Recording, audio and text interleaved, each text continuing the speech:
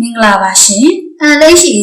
Health and Nutrition Channel မှာကြိုဆိုလိုက်ပါတယ်။ဒီနေ့ကတော့အာယုံကြောကျန်းမာစေဖို့စားပေးရမယ့်အစားအစာတွေနဲ့ပတ်သက်ပြီးပြောပြပေးသွားမှာပဲဖြစ်ပါတယ်။အာယုံကြောကကျန်းမာရေးအတွက်သိအရေးမကြီးဘူးလို့တချို့ကထင်ကြပါတယ်။အမှန်တကယ်တော့မဟုတ်ရပါဘူးနော်။ခေါင်းကနေရင်အလုပ်လုပ်ဖို့မပြောနဲ့အစားတော့ကောက်ကောက်မစားနိုင်တာမျိုးဖြစ်နိုင်ပါတယ်။တစ်ခါတလေမှာမခံမရနိုင်အောင်ခေါင်းထဲကထိုးကြိုက်တာမျိုးဖြစ်နိုင်ပါတယ်။ဒီလိုခေါင်းထဲကထိုးကြိုက်တာကတစ်ခါတလေမှာ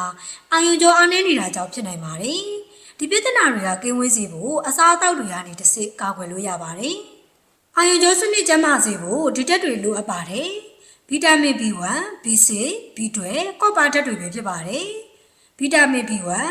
ခြေထိပ်လက်ထိပ်လေးတွေမှာအာယုံခံစားမိစေဖို့လှုပ်ဆောင်ပေးပါတယ်။ဗီတာမင် B6 အာယုံခံစားမှုကိုသိရှိစေနိုင်ဖို့အရေးပါတဲ့ဓာတ်တစ်ခုပဲဖြစ်ပါတယ်။ဗီတာမင် B12 ခြေလက်တွေထုတ်ကျင်တာမျိုးမဖြစ်အောင်ကာကွယ်ပေးပါတယ်။ကောပါ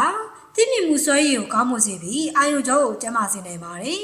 ။ဒါဆိုအာယုံကြောစနစ်ကျန်းမာစေဖို့ဘာတွေစားမလဲ။နံပါတ်1အနေနဲ့ကတော့ငပြောသီးပါ။ပိုတက်ဆီယမ်ကျွေးဝတဲ့ငပြောသီးကအုံနောက်နဲ့အာယုံကြောစနစ်ကိုရည်တန်းပြအောင်ဖြည့်ပြီးအာယုံကြောစနစ်ကျန်းမာအောင်လှုပ်ဆောင်ပေးပါတယ်။နံပါတ်2အစားအစာကတော့ဟင်းနုနယ်ရွက်ပါ။ဟင်းနုနယ်ရွက်မှာအာဟာရနဲ့ဗီတာမင်ဓာတ်တွေကျွမ်းစွာပါဝင်ပါတယ်။တတိုးဆက်ကြည့်ပစ္စည်းတွေကျွမ်းစွာပါဝင်တာကြောင့်ခန္ဓာကိုယ်ကျန်းမာစေနိုင်တယ်လို့အုံနောက်နဲ့အာယုံကြောကိုလည်းကျန်းမာစေနိုင်ပါတယ်။အာယုံကြောစနစ်ကျန်းမာစေဖို့စားပေးရမယ့်နောက်ထပ်အစားအစာတစ်ခုကတော့ငါးပဲဖြစ်ပါတယ်။အထူးသဖြင့်ကတော့ပင်လယ်ငါးတွေပါ။ပင်လယ်ငါးတွေမှာ Omega 3 fatty acid ကျွမ်းစွာပါဝင်တာကြောင့်အုံနောက်နဲ့အာယုံကြောစနစ်ကိုကျန်းမာစေနိုင်ပါတယ်။နောက်နံပါတ်4တစ်ခုကတော့ဆက်လုံးညူပါ။ဆက်လုံးညူမှာဗီတာမင် B6 ကျွမ်းစွာပါဝင်တာကြောင့်စိတ်ပိုင်းဆိုင်ရာကျန်းမာစေနိုင်ပါတယ်။နောက်ပြီးမဂနီဆီယမ်ပါဝင်တာကြောင့်လည်းအာယုံကြောစနစ်ကိုကျန်းမာစေပါတယ်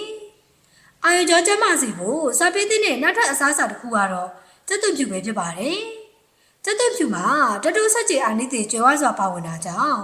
အုံနောက်နဲ့အာယုံကြောစနစ်ကိုကျန်းမာစေပါတယ်။အုံနောက်နဲ့အာယုံကြောစနစ်ကျန်းမာစေဖို့အတွက်အခုပြောခဲ့တဲ့အစားအသောက်လေးတွေကိုနေ့စဉ်တစ်ခုနှစ်ခုလောက်ပါဝင်အောင်စားသုံးပေးပြီး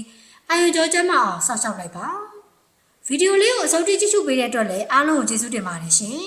ဒီဗီဒီယိုလေးဟာမိမိနဲ့မိမိပတ်ဝန်းကျင်အတွက်အကျိုးတစ်စုံတရာရစေမယ်ဆိုရင် like and share လေးလုပ်ပေးခဲ့ပါဦးနော်ဗီဒီယိုတင်တိုင်းမြင်သိရအောင် channel လေးကို subscribe လုပ်ရသေးဘူးဆိုရင်လည်း subscribe လုပ်ပြီးဗီဒီယိုခေါင်းလောင်းလေးကိုလည်းဖွင့်ထားဖို့မမေ့ပါနဲ့နော်ပရိသတ်ကြီးအားလုံးကျမ်းမာပျော်ရွှင်ပြီးတာယာလက်ပါတဲ့နေ့ရက်များစွာကိုပိုင်ဆိုင်နေပါစေလို့ဆုတောင်းပေးလိုက်ပါတယ်ရှင်နောက်ဗီဒီယိုတွေမှာပြန်တွေ့ကြမယ်နော်